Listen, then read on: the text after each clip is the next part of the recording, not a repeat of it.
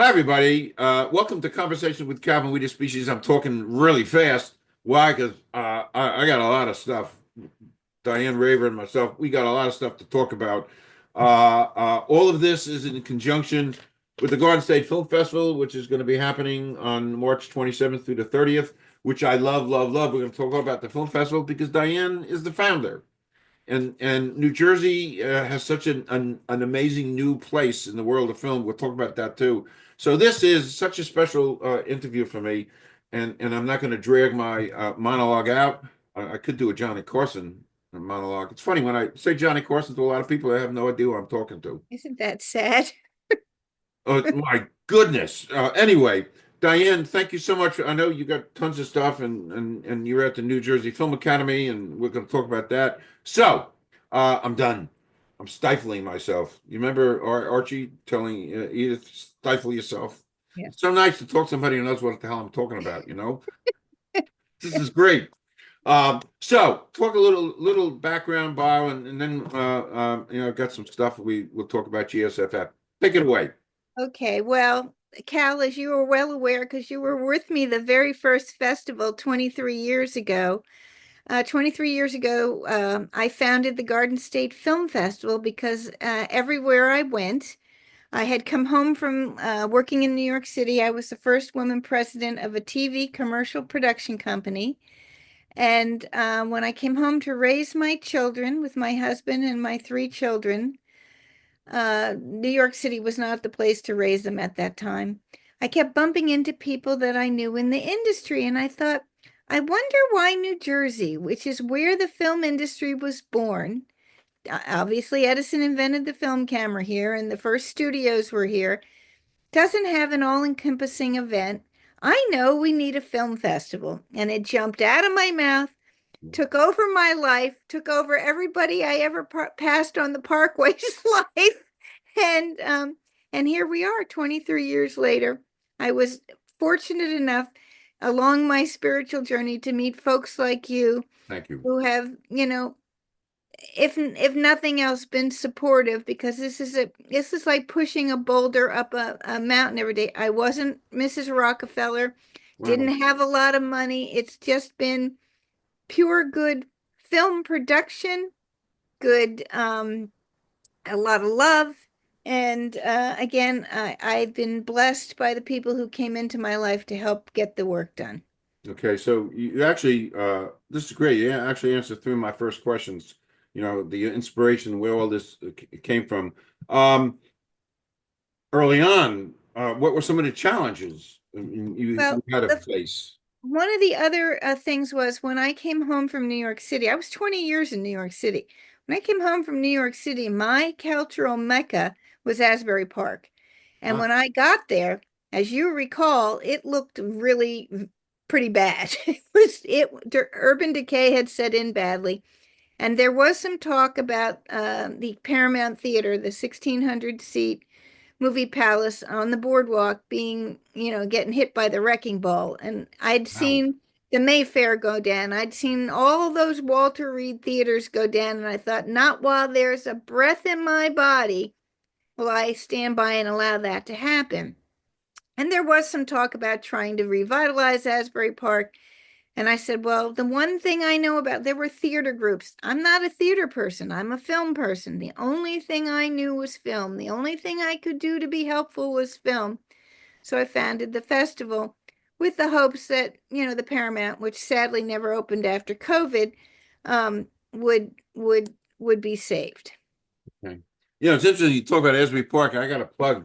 You know, I have my second novel, which got a Kirkus Star, and there's wonderful little tidbits of Asbury Park in here, including there was even a scene in here where and I love it, and I too love Asbury Park because that's where we went when I was a little kid. We went to Asbury Park. Yeah, me Uh, too. yeah, there was a scene with a couple coming down to Asbury Park. They were dating and getting kind of serious, and they went to this place called the Upstage Club. Oh, the upstage, yeah. The Upstage, and I don't know how many people. A lot of people should know about it because that gave birth to Bruce Springsteen. Yep. So you know, the couple went to the Upstage Club, climbed up couple flights of stairs over the shoe store, and there was this amazing all night nightclub. There was no alcohol there, so you jammed all night. But anyway, I wrote about that. That's Asbury Park. So you've seen an amazing evolution in the Garden State Film Festival over the years. Just a couple of highlights. Well, I mean, just the fact that all of the notable celebrities that have come through and how that sparked this I mean, now Asbury's cool again. You know what I mean? Yeah, maybe too Yeah, cool. yeah, and a lot of the businesses are people that came for the film festival and stayed. They bought condos, they opened businesses. I can rattle off a whole bunch of those folks, you know. But the real truth is what happens during that weekend with the filmmakers and being enriched by, again, without getting on my soapbox, I believe we're on the front line of freedom of speech and expression in this country. And I think 24 years ago, I didn't know how important that was going to be. Yeah, Right now, it is important to support people who still can have a platform for their voice. I think it's important to come out and support people who, and because these are indie films. These are not financed by, not made just to sell tickets. These are made from somebody's heart and soul. right, right. Um, I'm completely clueless, as much as I think I'm a Hollywood film person and I am an old movie person. Besides Casablanca, I'm also a big fan. I watch it, I'm embarrassed to say, every 6, 7 weeks, from here to eternity. Whenever it's funny, whenever I'm in that mood and I just want to get a little bit of an uplift, I watch From Here to Eternity and I go back and forth on the last scene when they throw those leis into the water, whether it goes, that just like rips. But Yeah. anyway, the question I want to ask is, I'm always curious about this, the selection. I mean, that's got to be the selection process for a film. That's got Yeah, to, we start May 1st. Call for entries opens May 1st, and we backed it up. It used to be December 1st, impossible. We backed it up. We cut off the call for entries November 1st. I watch almost 1,000 films every year. And we cull it down to about 200. We show this year it's 205, I believe, from 16 countries, something like that. wow. By the way, out of all of this, has there been any notable, quirky, interesting success stories that have come out with Oh, people? there's tons of success stories. Throw a few out. Well, I mean, from Joe Colacelli, who lifted and toted for me. I used to load in and load out by myself. Now, bear in mind, Right. my husband was alive at the time, but I was the one loading in and loading out all by myself. Um, Joe Colacelli toted and loaded me. He met somebody, he wanted to get into the business. So I introduced him to somebody who introduced him to somebody who introduced. He ended up having a fabulous career in LA. He was the line producer on The Talk, The Price is Right, So You Think You Could Dance. But he recently decided to come home because, LA's a tough place to live because he wanted to live in Jersey. And guess what? He taught my first class at the New Jersey Film Academy. So funny how things come around in a circle. Yes, yes, yes. Then you talk about the films. We've had films that went on to win Academy Awards. We've had films that, got picked up, a lot of them by, streaming services, Showtime, Netflix. For our feature films, we're running at about a 95% distribution rate, which is That's really great. good. Wow, that's great. Yeah. Uh, you know, uh, One of my visits to the Garden State Film Festival, I don't know if I ever mentioned this to you, which helped to change the course of my life. We were actually interviewing people with NJ Discover, and I don't know, I think it was 6 or 7 years ago, and I loved that first night, the big cocktail party and, Right. and stuff, and I'm walking around with I had a sport coat with it had patches on the. I wanted to be cool, But that particular night, I met three interesting filmmakers, and Keith Armanitis, Oh, yep, of who's course, who I know become a very well, dear friend. right? Keith, I love his work. He's a I great marvel. writer too, Yeah, you know. he's so Yeah, good. He's yeah. so good. And I mean, we see each other all the time. We're both Rutgers.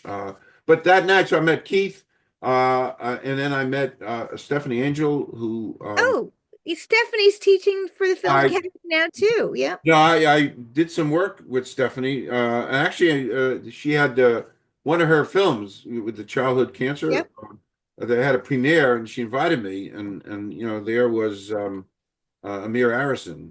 Oh, Amir, yeah, I know him too. Yeah, and there I am. He puts his arm around me. I'm taking a picture with him. My heart is pounding. I'm with a guy from Black. I mean, it was great. And also that night, a woman came over to me, and I was wearing my Rutgers hat, and she asked me if I was a Rutgers teacher, and at that time I wasn't. I've since, because of that, and I said no. I'm not a. I wish I was. We exchanged business cards, and a few weeks later, she called me. Her name is Dr. Gloria Bachman, MD, OBGYN. She's the director of the Women's Health Institute at Rutgers Robert Johnson Medical School. Oh, Anyway, fantastic. so she invited me to go to a lecture as a journalist, and I went to a lecture, another lecture, and then within 2 months, I'm on the advisory committee of the Women's Health Institute at the hospital medical school. Huge honor. And Gloria and I have become great friends. She's one of the best OBGYNs in the state. But that's all. And we talk about this whenever we're together, which is like once a month. Um, we talk about the Garden State Film Festival. Oh, that means so much to me because this is, Yeah, as you are well aware, this is a labor of love. There's no money in film festivals, trust yeah, me. sure. You know, you need a crazy person to watch all the films and to, tote and load and do the back end. But I'm very proud of the way that we pull it off. We run it like a shoot, and it is like, It's it is a great. well-oiled machine. It's great. So it changed my life. That whole new direction in my life and that piece of energy with Gloria and all of that. A couple of years after that, Rutgers asked me to teach, so I taught at Rutgers University. One of the things I taught, which is part of the GSFF, is I taught kids how to networking, which is what you do at the Right, GSFF. right. Boom. So, Because that's how you get in. And correct. once you're in, then the sky's the limit, but you got to get in. Correct. So, I'm cutting this. We could talk but let's kind of move on. Just real quick. And I'd love your take on this. My own observations. We talked about this before we went on air. After watching Honora get all the major awards, Best Picture, Best Director. By the way, he's a Jersey guy, Sean Baker. Yeah, I know. Yeah, and he was actually a projectionist. I didn't even know they still had them, but he was a projectionist at the Wellmont Theater in Montclair. I mean, he really started from the bottom. Right. He was a projectionist. I Anyway, started answering the phones. We all started yeah, somewhere. sure. So that piece of energy, the fact that they won all the awards and it's an indie film, which is what you highlight at the Garden State Film That's Festival, correct. I think, quoting Aldous Huxley, it's a brave new world for indies. And your comments on that. Well, it's about time because, big blockbusters are great, but remember, they're made to sell tickets. They're made, you know what I mean? And at some point, don't our souls crave something with a little more grit and a little more substance? That's why I love indies because they're made from people's hearts and souls. Yeah, yeah, it's wonderful. So I'm just thrilled about that. We talked also about New Jersey's really becoming like a Hollywood of the East. And Well, we yeah, were the Hollywood. We were with before there was Hollywood, there was New Jersey. 49 studios in Fort Lee, New Jersey at the turn of the oh century. wow. It was the Chamber of Commerce of Hollywood that came out, I shouldn't say this, but probably with bags of money and coerced everybody to go to LA. And of course, the weather was better, so it wasn't so hard. But it started here with Edison. It's our birthright, and by golly, we're going to take it back. Wow. We talked about Netflix, building a $900 million studio. 300 acres, largest studio Wow, complex in the country, and wow, another, and more of them going up around the state all the time. just great. I know next week Spielberg is shooting a film here in Yep. Middlesex County. Uh, They did the Dylan biopic here. They're yeah, doing the Bruce biopic. There's Severance at Bellworks in Homedale. I mean, yeah. we're hopping. You're hopping, and as we're hopping, GSFF is going to keep hopping. Yep. It's great what you've given birth to, truly. All right, the next and last part, and really importantly, is New Jersey Film Academy. Let's talk about that. You're the executive director.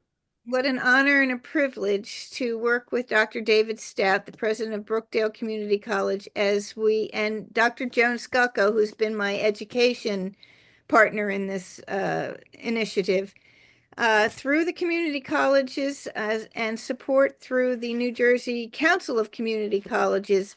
We have launched the New Jersey Film Academy, and it is being rolled out by the community colleges around the state.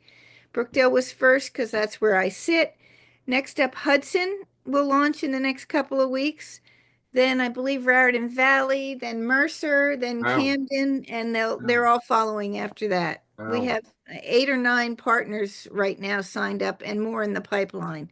wow. So, um, to that end, one of the presidents asked me, Diane, and this is good for your thing. This is good for you, Cal. How will anybody find our certificate holders? Because these are certificate programs. They're non-credit, they're fast, they're not expensive. This is really great way to get an entry-level position in the industry. And that is Diane invented the New Jersey Production Guide, njproductionguide.org.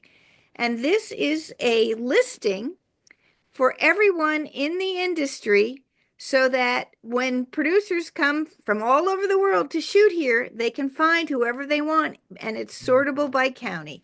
So this Great. is really good. I would encourage everyone to get listed immediately at njproductionguide.org. I'm taking notes. See that? I'm taking notes. This is great. All right. Uh, you got tons of stuff to do. And we could go on for hours, but Well, we can catch up again. we're gonna catch up again. And 2 weeks, I'm gonna get myself to the festival because I'm mobile, agile, and hostile. That's where I got that from? Remember the Titans. Oh, by the Yeah. way, I got to tell you, in this, another plug for this, there has to be 100 separate mentions of various movies which has been inculcated into my soul Hmm. that I refer to because I'm such a movie person. So, I mean, by the way, this get listed, the production guide, this is great stuff. Well, Really. Yeah. This is really great stuff because you're positioning to as this explodes, New right. Jersey Well, we explodes. have to find each other. The film festival's only once a year. The rest of the time, we have to be able to Right. find each other. So you've done such amazing things, truly, truly, truly. Uh, and thank you for your time. I know you got stuff, and you in the words of Clint Eastwood in one of his movies, you made my day. Oh, I know that movie. I know you do. I kind of twisted it around a little bit, but you made my day, Diane. Thank And you, Cal. It's I'll an see you honor and a in, privilege. yes, I'll see you in 2 weeks. You be Okay. well. Have a great weekend. Okay, Thank you you. too. Okay, Thank bye bye. you. Bye.